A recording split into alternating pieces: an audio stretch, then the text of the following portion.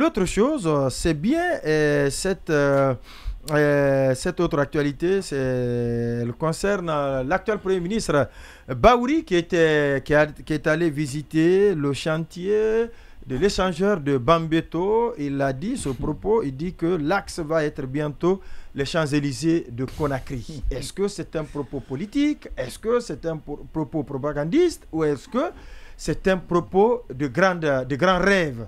Ce qu'il ambitionne, lui, Baouri, pour cette partie de Conakry. Oui, quand moi j'ai appris qu'il est parti sur le site de chantier, sur le chantier de l'échangeur de Bambeto, j'ai compris que c'est pour aller haranguer la foule, c'est pour dire des choses qui sont totalement décalées de la réalité. Non, pas de l'actualité, mais qui est en lien avec justement avec la il avait besoin de refaire sa santé avec les jeunes de cette partie de Conakry. Parce qu'il y a le ministre qui venait de quitter le chantier et qui aurait fait sans doute un compte rendu parce qu'il a accès. Et il est avec le ministre des Infrastructures. Le ministre des Infrastructures, il était sur le terrain, accompagné, qui est la tutelle directe, accompagné du ministre de l'Habitat. Donc il y a pas mal. Oui, il qui est tout le temps derrière des ministres qui se déplacent. Tantôt il a tellement de leviers. Il est là, Mourikondé. Il est devenu accompagnateur des autres. Il a tellement de leviers pour s'informer de l'évolution de ce chantier. Alors quand il a décidé de venir, et c'est sûrement, et ça je n'en doute pas après avoir lu le compte rendu dans les médias, ce qu'il a dit, et donc je n'en doute pas que c'était pour aller dire cela. Il dit que, vous savez, mais ce que je recommande, ce que je conseille à Baouri, vous savez que les gens investissent assez de confiance en lui. Les gens ont encore confiance en lui, quel que soit. Le début, il est encore rassurant. Il doit éviter certains propos. Les premiers pas sont rassurants. Et la parole surtout la parole publique. La parole publique doit emprunter une certaine solennité. Et il faut éviter de discréditer la parole publique. Et c'est ce qui a fait, c'est le problème qu'il y a dans notre pays. Et donc, il y a des choses, il peut bien évidemment il peut ne pas le dire. Donc je crois que tout ce qui peut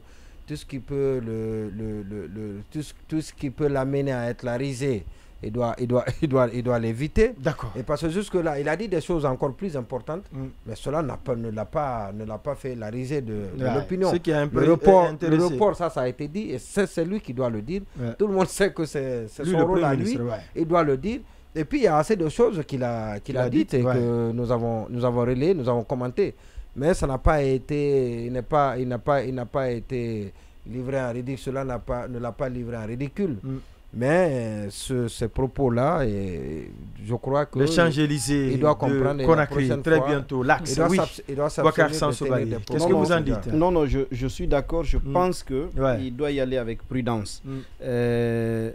Lui en particulier, je pense que on a dit de lui qu'il a l'expérience, qu'il connaît le monde politique guinéen, et il doit avoir suivi tous ceux qui ont tenu ce type de promesses trop décalées. Trop décalées. Vous savez, par exemple, quand il a dit à Kindia qu'il promettait 30% des postes de quotas aux femmes, ce n'est pas ce qui est arrivé. En même temps, on a laissé passer. Mais aucune communication n'a été faite pour justifier le pourquoi. Oui, mais pourquoi la parole du chef d'État n'a pas été respectée? Oui, non, mais on a peut-être pu, on s'est peut-être auto-contenté du fait que peut-être qu'il avait tenu là aussi un discours politique sans s'être nécessairement référé au président de la transition. Or, c'est le président de la transition qui décide in fine de ceux sur qui il porte son choix. Sa confiance. Voilà. Mais par exemple, honnêtement, je ne sais pas comment est-ce que lui, il a imaginé ce lien-là entre l'axe et le futur Champs-Élysées. Encore une fois, le fossé est tellement grand qu'il n'en avait pas besoin. Il peut utiliser n'importe quelle expression pour dire que ça va s'améliorer, ça va changer bientôt. Exactement. Mais faire appel à cette image-là des Champs-Élysées, c'est comme il l'a dit, c'est s'offrir au ridicule, c'est s'exposer au ridicule. Et ça, lui, il n'en avait pas besoin. Surtout ses débuts ont rassuré. Et il ne faut surtout pas qu'il s'habitue à ce genre de choses. De communication. Oui, Ndoye Cheikh Sadibou. Oui, cet axe peut bien devenir les Champs-Élysées, mais pas à son temps. Peut-être il faut attendre 20 ans, 30 ans après. Et s'il le dit, c'est encore optimiste, vous. Non. On va le laisser vous. Il faut être optimiste. C'est bien possible. Oui, bien sûr, c'est bien possible. C'est bien possible dans 20 ans, 30 ans, mais pas à son temps. Et puisque lui, il a communiqué pensant ou encore faisant croire à ceux qui l'écoutent que ça c'est possible pour le temps que lui il est là et la transition disons est-ce qu'il a dit que c'est à son temps, il dit dans les années à venir, mais ça c'est indéfini, mais s'il dit dans les années à venir, oui. Il ne peut pas se référer à un gouvernement qu'on ne connaît pas, qui n'existe pas. Je pense que s'il le dit, c'est par rapport donc il ne connaît pas l'agenda.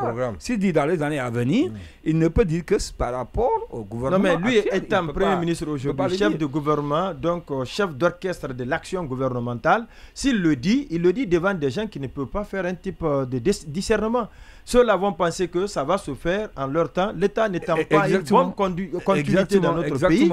L'État, c'est toujours la discontinuité. Non, si Baouri le dit, on se dit que c'est Baouri. Baouri ne peut pas promettre cela pour un autre gouvernement qui n'existe pas encore. Non, lui, il ne peut pas le promettre pour un autre gouvernement qui n'existe pas. Pour ceux qui l'écoutent. Pour ceux qui ont le discernement. Quand Baouri dit que dans les années à venir, l'axe va être les Champs-Élysées. Ça veut dire qu'il y a un programme en cours qui devrait transformer fondamentalement l'axe. Quel est ce programme-là? Il y a où? Il y a d'abord un projet. Il y a un projet, il y a un programme qu'il a trouvé et qu'il est en train de mettre en œuvre, et même à son départ, qui va résister à son départ. Ça, il n'y en a pas. Mais il n'a aucune assurance. Il n'a aucune assurance par rapport au gouvernement qui va venir. Pour le dire. S'il le dit, c'est par rapport à... On va écouter ce que tu as aussi dit. Et pour terminer, allez-y. Je pense qu'il faut éviter cela parce que comme on le dit souvent, le peuple n'est pas dit. Vous vous rappelez, le président Alpha l'avait dit à un moment donné, dans 5 ans, on va rattraper la Côte d'Ivoire et le Sénégal. Donc il faut même être derrière le Nigeria. Exactement. Donc les gens ils lisent entre les lignes, et quand c'est comme ça, tout ce que vous allez dire après, on peut ne plus avoir confiance en vous. D'autant plus qu'il y a eu beaucoup de poses de première pierre les années passées sous le CNRD. On nous a pas même d'ailleurs qu'il y a un grand ralenti par rapport aux travaux de Mobeto. Je crois que les avances de démarrage ont été décaissées, mais jusqu'ici, aucun travail n'a été fait sur le terrain. Et le nom de Gomo est associé à ce scandale. C'est Mining House qui était partout. Cette entreprise. On va demander à nos différents directeurs régionaux de nous faire les constats par rapport à l'état d'avancement des travaux. C'est pour ça que les gens ne comprennent pas pourquoi Gomo est sorti de la Guinée. Ceux qui se murmuraient dans l'opinion, il n'a pas apporté un éclairci de cette situation, sur cette situation. C'est-à-dire que c'est l'avance, on nous parle de 40 milliards d'avance de démarrage qui auraient été payés. Et voilà, donc avec l'influence de Premier ministre, et celui qui était au ministère du Transport, c'était Félix Lama, qui est aujourd'hui ministre de l'Agriculture et de l'Élevage. Et donc que le chèque aurait été remis à Mining House. Mais sur le terrain, d'abord, le constat il est tout net, c'est que pas grand-chose qui a été fait sur le terrain. Alors, on doit nous dire est-ce que c'est vrai ce qui se dit? Si c'est vrai, qu'est-ce qu'on en a fait? Comment les choses se sont passées?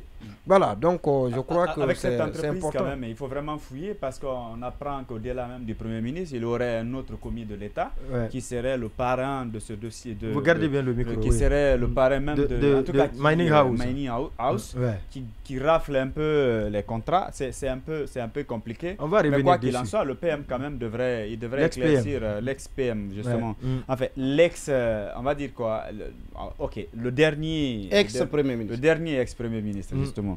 Alors, par rapport à ces propos de M. Baouri, de passage, moi, je voudrais vraiment qu'on essaie de préciser quelles sont les inaugurations ou les poses de première pierre qu'on doit médiatiser.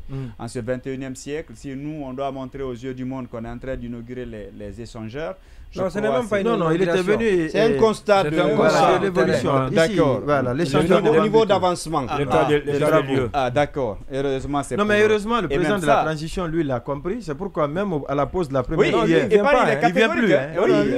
Parce qu'il a compris qu'on est en train de le tromper. Non, il dit que tout ce qui est inauguration, tout ce qui est pose de sinon, on a tout fait, même pour le Parlement, le siège de l'Assemblée nationale. Il n'y est pas.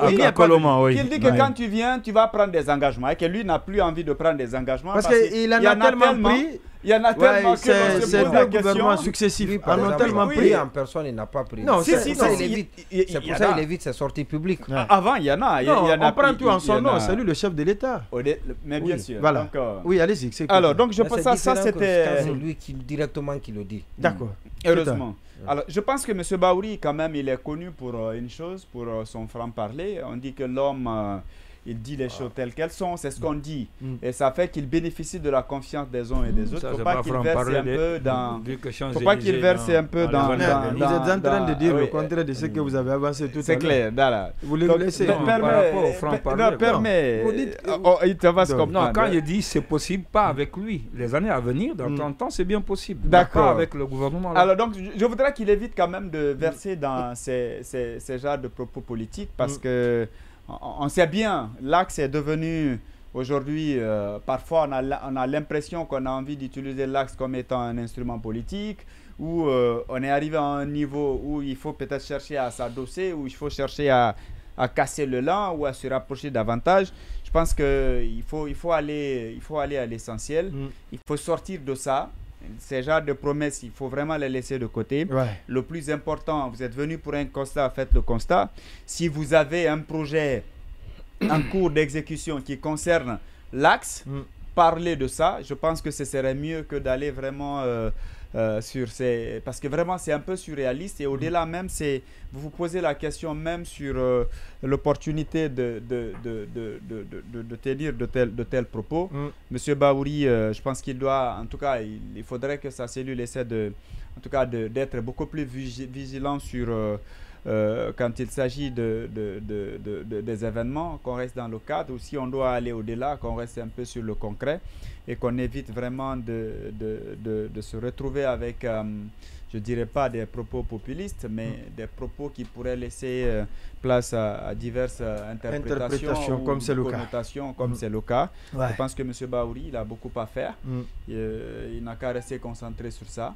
Ce qui concerne l'aspect politique, je pense qu'il n'a qu'à laisser ça aux politiques. Et le reste, on verra après.